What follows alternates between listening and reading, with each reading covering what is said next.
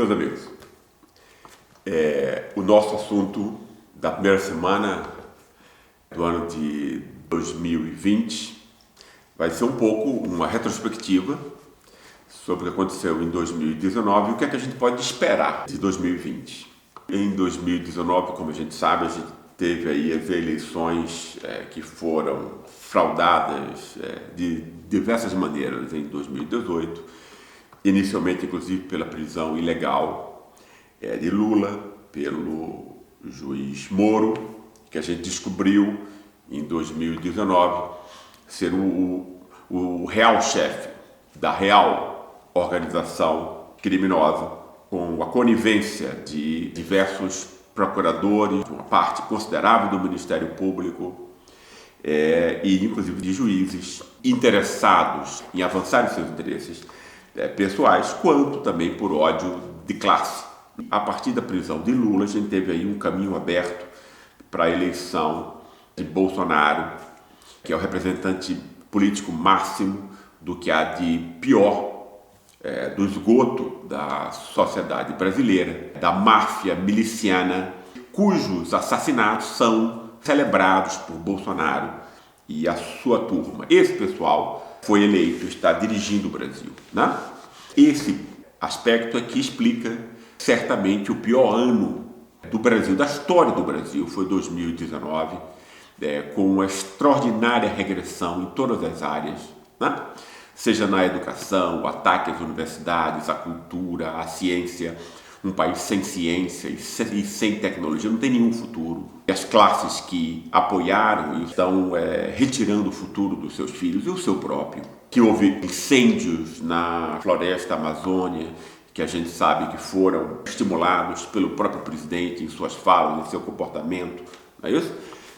Ataque absurdo, assassinato de lideranças indígenas, lideranças LGBTs, lideranças das mulheres, dos negros, dos pobres, da maioria oprimida no Brasil. Quer dizer, nunca tiveram uma perseguição nesse nível, comandada por esses dois representantes de quadrilhas, que é Bolsonaro de um lado, Moro de outro, e o Guedes, que é o representante dos fundos de pensão internacionais que estão efetivamente mandando no Brasil hoje. Esse é um resumo apertado do ano de 2019, né? O Brasil sob o julgo desse tipo de exploração econômica, política, cultural. Eu gostaria de falar um pouco já sobre 2020, um projeto pessoal que eu acabei de concluir no ano de 2019, quando aconteceu a eleição de Bolsonaro, né? Na minha cabeça veio o quê? O Brasil sempre foi um país dependente, sob a influência americana, mas ele havia tentado sair desse canal de influência com Lula, com Dilma, etc., o BRICS, a Odebrecht, a Petrobras, eram as companhias mais importantes com influência em outros países, em outros continentes, o Brasil se arvorando, né? A ser uma potência regional importante, etc. Esse foi o projeto que foi efetivamente destruído por uma associação entre a elite brasileira e a elite americana, mas o que a gente tem que perceber o ano de 2009 e a eleição de Bolsonaro marcam o quê? Marcam uma perda de poder relativo da própria elite brasileira em comandar a situação dentro do Brasil. Quando isso acontece, a elite internacional assume maior poder. E foi exatamente essa relação que eu quis compreender através dos meus estudos em 2019, que vão gerar um novo livro que vai ser lançado em meados do próximo mês. Eu estarei no Brasil para o lançamento, vai ser em São Paulo. Em breve eu digo a vocês a data e os lugares. Esse livro trata especialmente da mudança dessa relação dos Estados Unidos com o Brasil. Como vocês sabem, está sendo um tema muito discutido. O presidente Lula fez essa acusação. No nível jurídico já foram desenvolvidos trabalhos importantes nessa área do lawfare e tal, né? Da Valesca, do Cristiano e do Rafael Valim. E o que eu tentei fazer foi pegar o quadro mais geral da influência cultural, política e econômica, de como a gente pode compreender esse ataque americano, né? Houve essa crítica, então, do presidente do PSOL, do Juliano, que não é mais elite brasileira, não é os Estados Unidos, né? Eu não acho que seja assim. a elite brasileira perdeu em grande parte, né? O estatuto colonial aí se apropriou de um campo que havia sido reconquistado pelos brasileiros, mas que agora foi reapropriado pelos americanos, que a eleição de Bolsonaro significa, atesta e comprova. Ou seja, Bolsonaro é um desses chefes de quadrilha que os Estados Unidos já puseram em vários países latino-americanos, mas foi exatamente isso que aconteceu com a eleição de Bolsonaro. Essa história é uma história que tem que ser recuperada, ela é complexa porque ela tem a ver com influências que são culturais, de ideias, uma influência científica, que eu inclusive já tinha exposto isso em outros livros, etc., né? Ou seja, a ideia sobre o Brasil vai ser toda construída, né, desde 1930 com base numa relação idealizada com os Estados Unidos, montando o Brasil como um povo inferior em relação ao povo americano, pelos próprios intelectuais brasileiros. Isso é só o começo da história.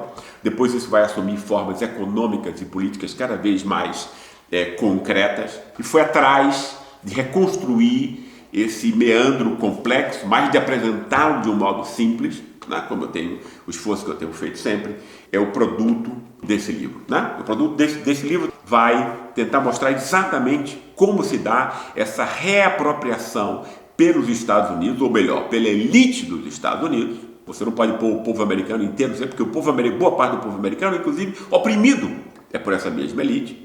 E, como nós iremos ver, inclusive para quem for ler o livro, a estratégia americana é sempre de aplicar contra o seu próprio povo aquilo que ela vai aplicar depois nos outros países, contra o povo dos outros países, em aliança com elites neocoloniais subordinadas. Então, quando a elite brasileira perde o seu papel econômico, né? E inclusive isso tem a ver com a perda da influência da indústria brasileira, inclusive foi atacada com a Petrobras e com a Odebrecht, a indústria civil brasileira, que era extremamente forte, a indústria petrolífera, que era uma aposta no futuro. Quando isso tudo se perde, o que você vai ter é uma elite meramente neocolonial que vai cobrar uma parte, né, um pequeno imposto, para que o verdadeiro mandante, os americanos, a elite americana, possa então mandar no país sem peias, através de sargentos e pessoas desqualificadas como Bolsonaro e sua turma. Além dessa perda econômica, o que a elite brasileira perde também é a capacidade política de reformular o ambiente nacional. Como ela é muito excludente, muito má, a favor da desigualdade, não é isso? Quer dizer, não se comove com a pobreza, com o sofrimento da maior parte do povo. Quando ela perdeu a eleição de 2014, ela perdeu também a possibilidade de, por que não quis abrir diálogo político para uma sociedade mais civilizada, sem pobreza e sem fome. Basicamente isso era o aspecto mais importante que estava em jogo nessa ocasião. Como foi surda, né, em relação a isso, né, e perdeu a aposta de Aécio na eleição contra Dilma, não é isso? Perdeu também a forma, né, perdeu também os meios de influir politicamente nos assuntos nacionais. E a partir de 2014, com a Lava Jato e com o juiz Moro, esse juiz comprado, esse juiz imbecil, que não entende nada de direito, mas entende de atuar como mecanismo que vai assinar embaixo todas as patifarias que a elite faz, como ele está fazendo agora de novo no governo Bolsonaro, que vai ser um agente americano. A partir dessa perda política, perda econômica, você vai ter uma entrada dos Estados Unidos e o uso do Brasil como uma colônia americana como nunca aconteceu antes.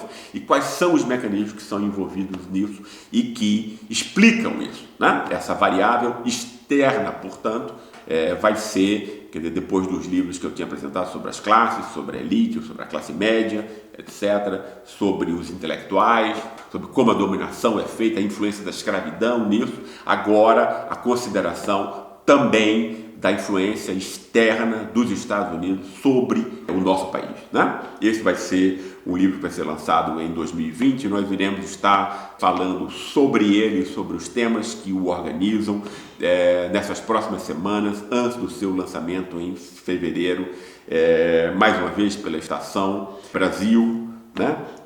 Cujo editor é o meu querido amigo Pascoal Soto. Um grande abraço para vocês e vamos esperar, não que 2020 seja simplesmente melhor por um milagre do que 2019, porque não vai ser, mas muita luta para que a gente possa reconquistar a democracia e um mínimo de autodeterminação para o nosso povo. Um grande abraço e feliz 2020 com muita luta.